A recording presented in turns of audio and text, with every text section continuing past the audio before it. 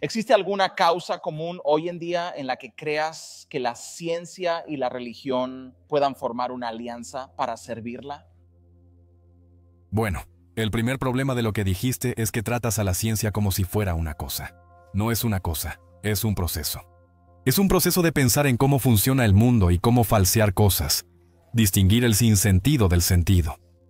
Y eso es antitético a la religión. Así que no es como si tuvieras a Rusia y a Estados Unidos uniéndose para hacer lo que sea que hagan. Es cierto que hay dos formas diferentes de abordar el mundo. Creo que la pregunta que haces tergiversa lo que es la ciencia. La ciencia no es una cosa. Probablemente es el mayor malentendido sobre la ciencia. Vengo a estos eventos para tratar de hablar sobre el proceso de la ciencia porque creo que es un proceso importante que hace del mundo un lugar mejor. De lo contrario, no perdería mi tiempo. Y el proceso de la ciencia es simplemente diferente al proceso de la religión. Y el proceso de la ciencia funciona. Ha cambiado el mundo.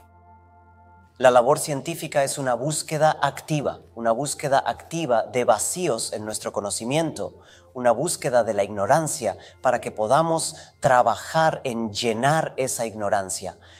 Pero la religión nos enseña a estar satisfechos sin realmente entender cada una de estas preguntas difíciles que surgen. La ciencia dice, está bien, arremanguémonos y trabajemos en ello. La religión dice, oh, Dios lo hizo, no necesitamos trabajar en ello.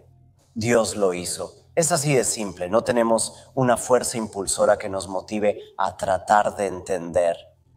La religión entorpece el impulso de entender porque la religión ofrece una explicación fácil, sencilla y aparente, aunque, como veremos más adelante esta noche, en realidad no es una explicación.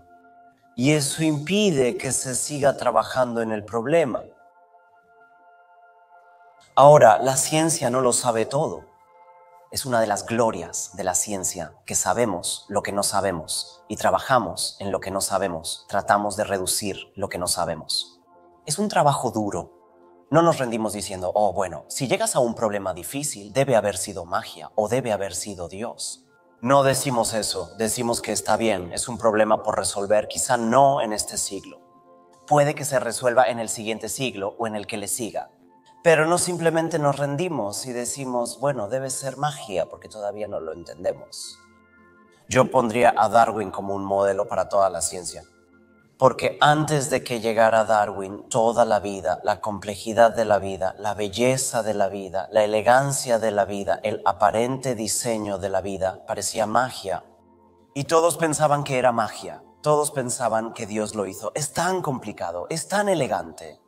Ahora, ese era el verdadero gran problema.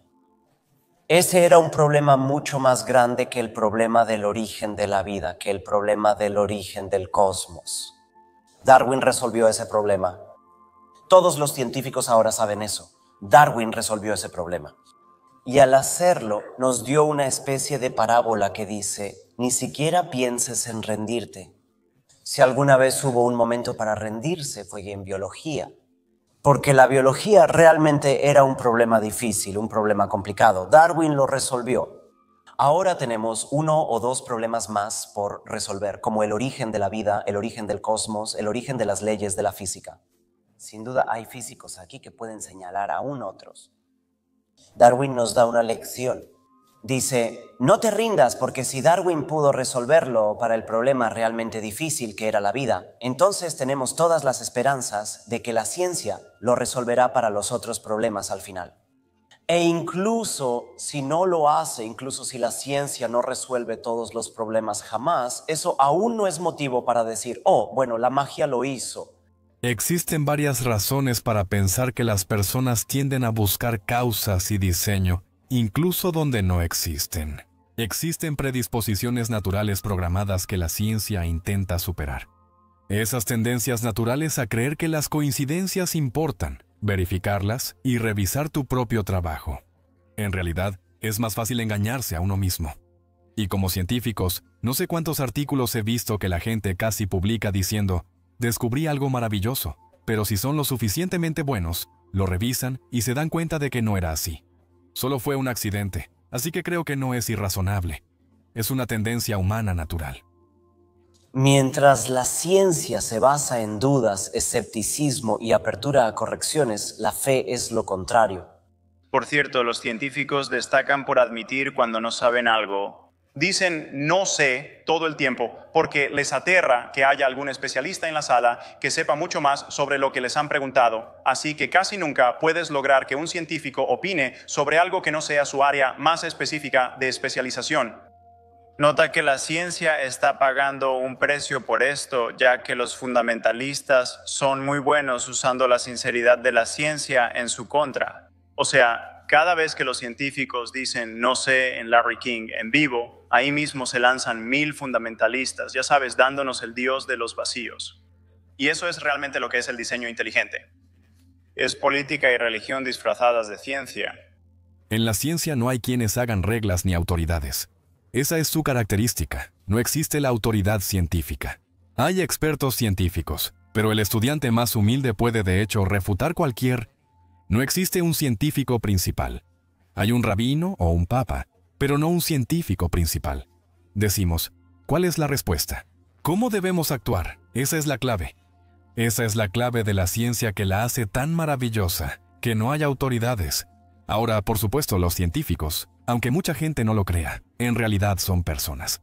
Y por lo tanto, tienen los mismos defectos que cualquier otra persona. Y hay científicos que abusan de su ciencia, así como de cualquier otro aspecto de su vida. Lo clave es que nadie hace las reglas. La libertad humana surgió eventualmente con la iluminación del conocimiento y, de hecho, el cuestionamiento abierto, que es la característica principal de la ciencia. La ciencia se basa en que todo puede cuestionarse, incluso Dios. Y en el momento en que dejamos de hacerlo, hacemos que ciertas cosas sean sagradas y no estén sujetas a cuestionamiento. Nos rebajamos y dejamos de pensar. Creo que la mayor parte de la historia humana y la mayoría de los mitos y religiones han sido una cuestión de refinar nuestra comprensión de las cosas que no podemos controlar. Así que cuando nuestros antepasados realmente estaban solos y todavía no existía la idea de construir o cultivar, éramos cazadores-recolectores, como se dice. Los niños miraban a las madres y a los padres y decían, ¿por qué? ¿Qué es lo que empuja las hojas fuera de los árboles? No podemos controlarlo. Si levanto una piedra, ésta se levanta. Pero ¿cuál es el poder detrás de que una hoja salga de un árbol? Sucede cada año. ¿Qué es el fuego que sale de una montaña? ¿Qué es el agua que cae del cielo? Son cosas fuera de nuestro control. Y por eso es muy natural que nuestros antepasados les dieran personalidad. Es lo primero que hacemos. Es tanto arte y literatura como religión. Crear una historia a partir de estas fuerzas. Y así nombras a un dios de la montaña que ruge fuego. Nombras a un dios de las nubes y el trueno. Tienes un dios de la naturaleza, crecimiento y cosecha, y otro de la decadencia. Haces rituales basados en eso. Y luego, poco a poco, empiezas a entenderlos. Y cada ¿Uno qué? entiendes, el dios desaparece. Diariamente cuestionamos nuestras creencias. Así funciona la ciencia, aunque muchos creen lo contrario. Pero en realidad, lo que quieres hacer cuando llegas a trabajar todos los días si eres científico, es demostrar que todos tus colegas están equivocados. Debemos cuestionar nuestras creencias a diario. Eso es la ciencia. No hay ideologías científicas. Y de hecho, la ciencia, la razón por la que la ciencia ha progresado y la teología no.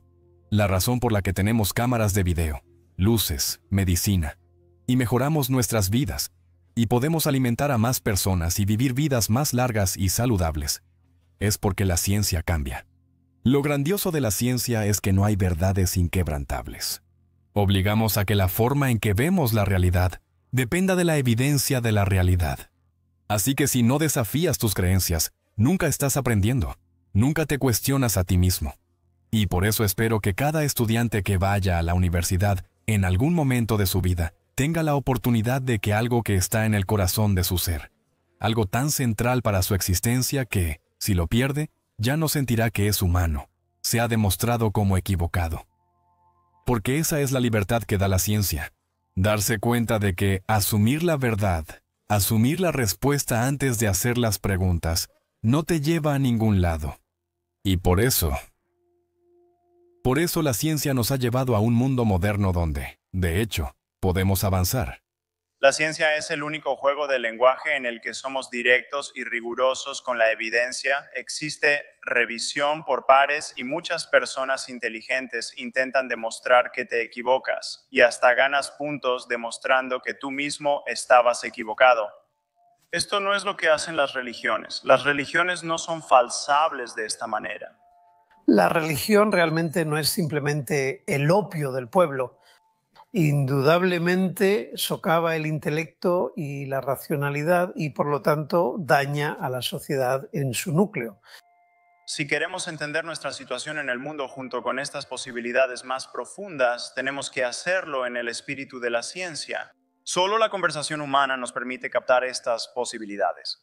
Podemos tener una conversación del primer siglo como lo dicta el Nuevo Testamento, o una conversación del siglo VII como lo dicta el Corán, o una conversación del siglo XXI que nos deje abiertos a toda la riqueza del aprendizaje humano. El mundo necesita despertar de su larga pesadilla de creencias religiosas.